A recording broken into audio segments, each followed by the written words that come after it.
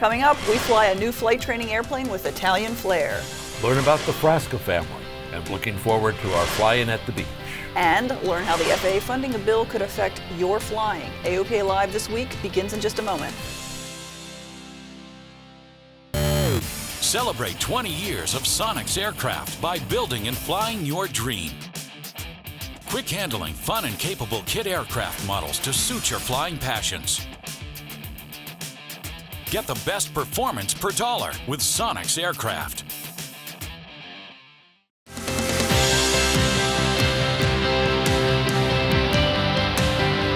This is AOPA Live This Week with Tom Haynes and Melissa Redinger. We haven't had this since 1982, a long-term FAA bill. That's right, Melissa. Wednesday afternoon, the House passed a bill to authorize and fund the FAA for the next 5 years.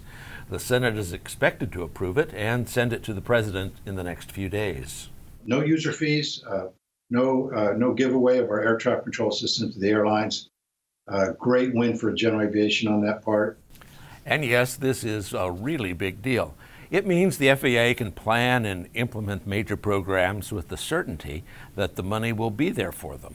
It actually, establishes a 5-year reauthorization for programs administered by the FAA, which will get us through 2023. It's a $90 billion bill. There is no air traffic control privatization, no giveaway to the airlines. And really, it was really the general aviation community and AOPA members who called often and loudly spoke about what a bad proposal, what a bad concept was trying to be pushed through the United States Congress. And there are a number of good things specific for general aviation in this bill too, like making it official that building an airplane in your hangar is in fact an aeronautical use, and the airport patrol can't stop you from doing that.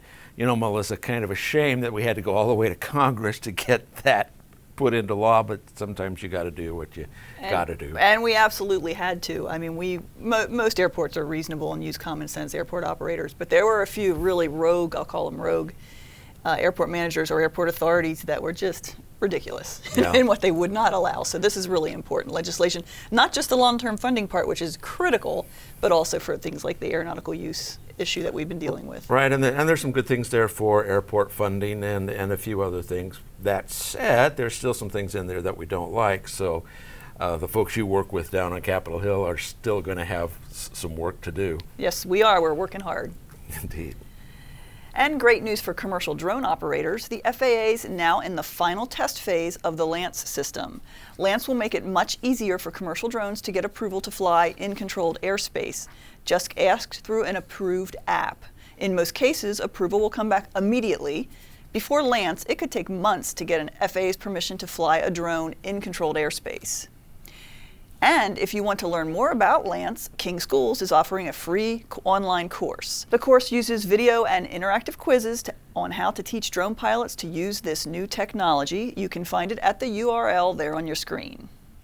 And pilots using Android devices in the cockpit now have a new tool for flight planning. Droid EFB announced that their app now integrates with the AOPA Flight Planner. So now when users plan a flight using the powerful features on AOPA's Flight Planner, they can send the plan directly to the Droid EFB. You can get to the AOPA Flight Planner from our website homepage. And if you're looking for a place to fly to, our fly into Carbondale, presented by Southern Illinois University Aviation, is just a week away. If you're coming to Carbondale, you'll have a chance to go on an excursion to see Frasca Field in Urbana, Illinois. AOPA Live's Josh Cochran has the story about the Frasca family business and all you can see at Frasca Field. For 60 years, the Frasca family has created high-tech flight simulators to train the next generation of pilots.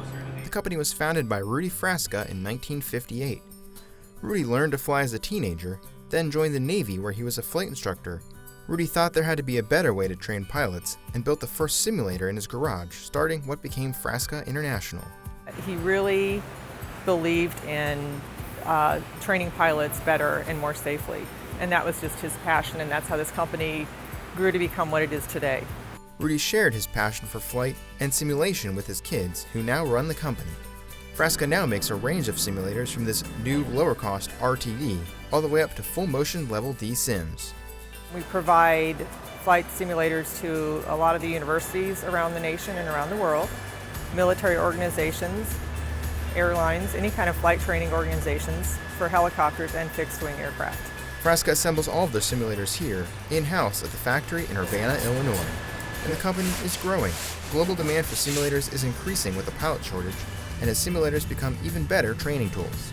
Visual technologies made VFR flight training maneuvers much more realistic to be able to teach and learn in a simulator. So where we're at now is really seeing the simulator become your main training platform, and then essentially you go out and you validate that learning is taking place by flying the aircraft. But even as the company grows, Frasca is sticking to their roots as a family-owned business. Being a family-owned business, we take a lot of pride in our products, and we care deeply about our customers and want them to be successful and the end product being safe for pilots. And Rudy Frasca didn't just pass on the company to his kids, he also shared his love for aviation. It's a great family to be from if you like airplanes. So we grew up going out to the airport and we'd get a flying lesson or go flying or something like that. So it was just the way it was meant to be for us, for me anyway. And the kids got to go flying in Rudy's amazing collection of airplanes. Rudy started the collection when he bought this Wildcat. The collection grew to over 20 airplanes, including this rare P-40, all housed at Frasca Field. It actually flew in the Aleutian Islands. It's pretty much a survivor airplane. It had a couple years where they had it down and did a restoration back in the early 70s, but it's been flying ever since we got it. Visitors to Carbondale get a chance to fly into Frasca Field and see all these remarkable airplanes and the work of Frasca International. Josh Cochran, AOPA Live. You can find out more about the excursion to Frasca Field on the Fly-In website. And there's plenty more to do around Carbondale while you're there.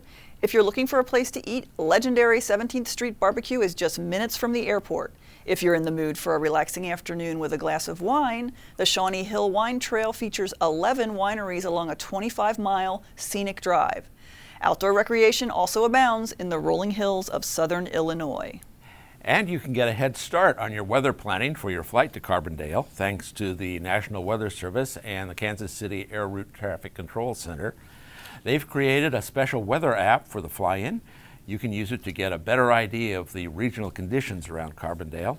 Now note that Carbondale itself doesn't have a TAF, that's Terminal Aerodrome Forecast. The web address is there on your screen.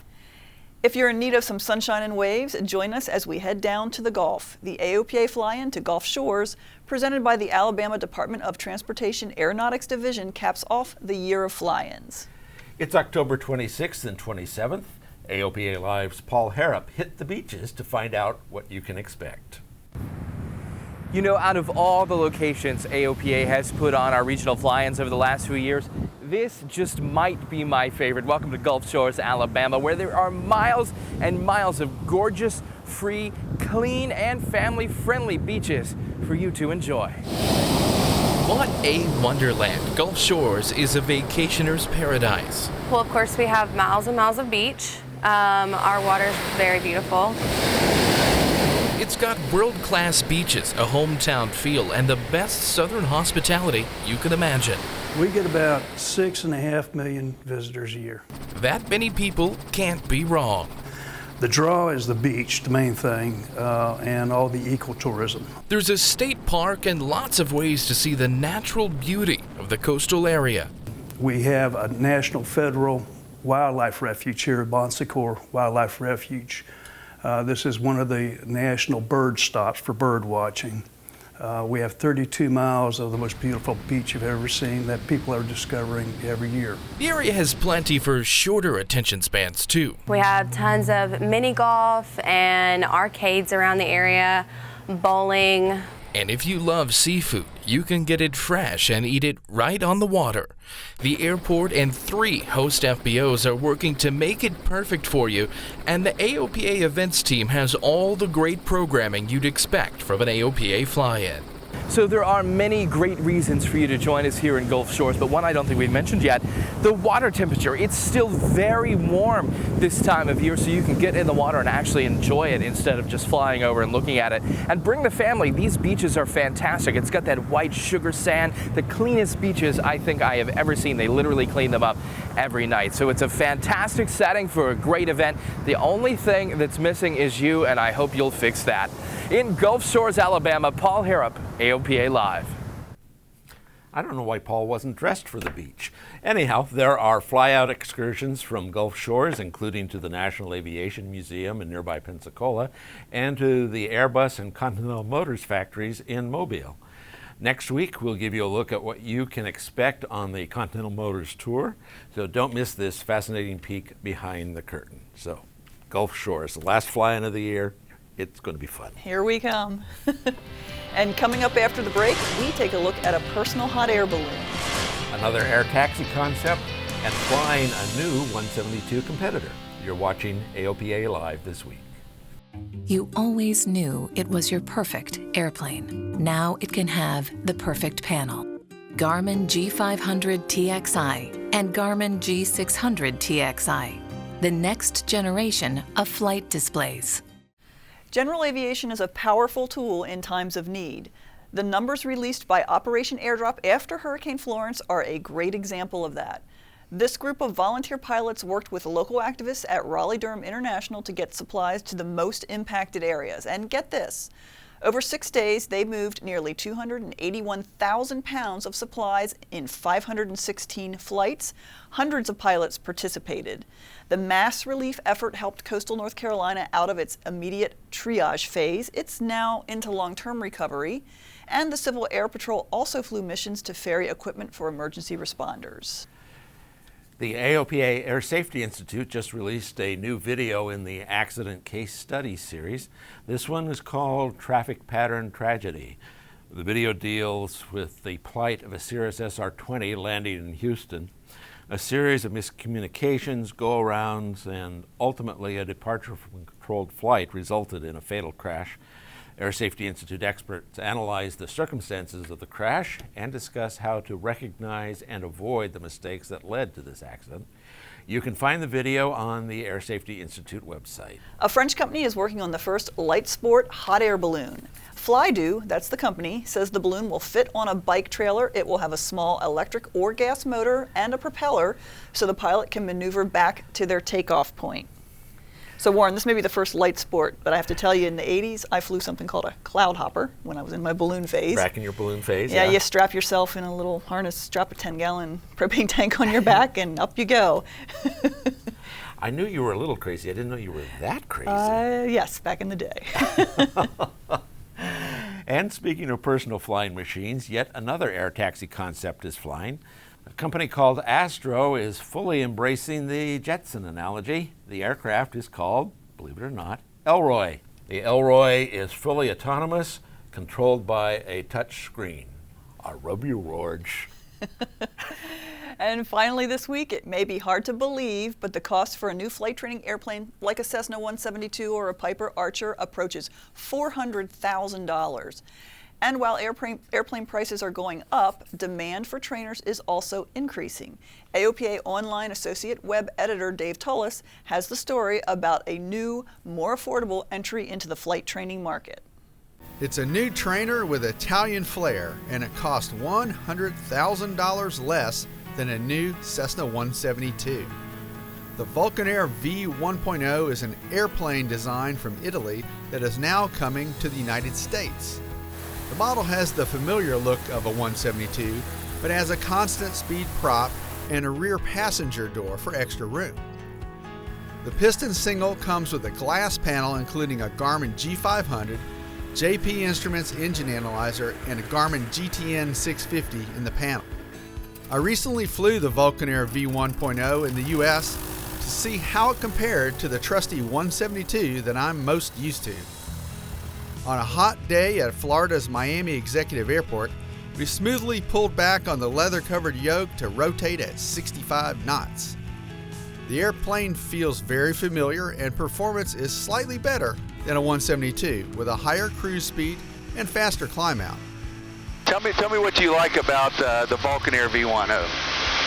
Well, it's got, like you were mentioning earlier, a tight control feel, really good feedback on the rudder pedals and control yoke. You feel you're in control and you can, fly the airplane where you want it. The idea behind bringing the Vulcan Air to the U.S. came about when a group of business partners realized that there will be a major shortage of training aircraft in the near future. There's going to be a need for thousands of training aircraft over the next 20 years. And so we're going to be ready to supply that demand. Several flight schools are interested in the airplane, and the lower cost will benefit these schools and their students. The question remains, will this more affordable Italian trainer be able to bring some new life to the flight training market? Only time will tell. This is David Toulis for AOPA Live. You can read all about the Vulcan Air V1.0 in the upcoming November issue of AOPA Pilot Magazine, and a relative bargain at $100,000 less than some others. Yeah, it's still pretty expensive, but that's an issue we're still trying to resolve here, is how to get the cost of aviation down, and there are no silver bullets. Nope, but we're trending in the good direction. We are indeed.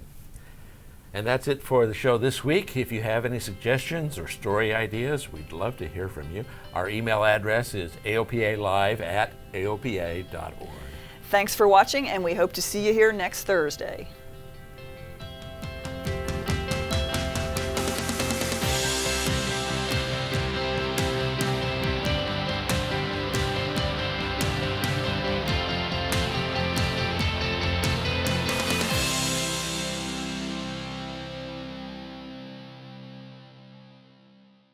The smoke is on. He's giving everything that he's got. Oh, pilot it! He's there!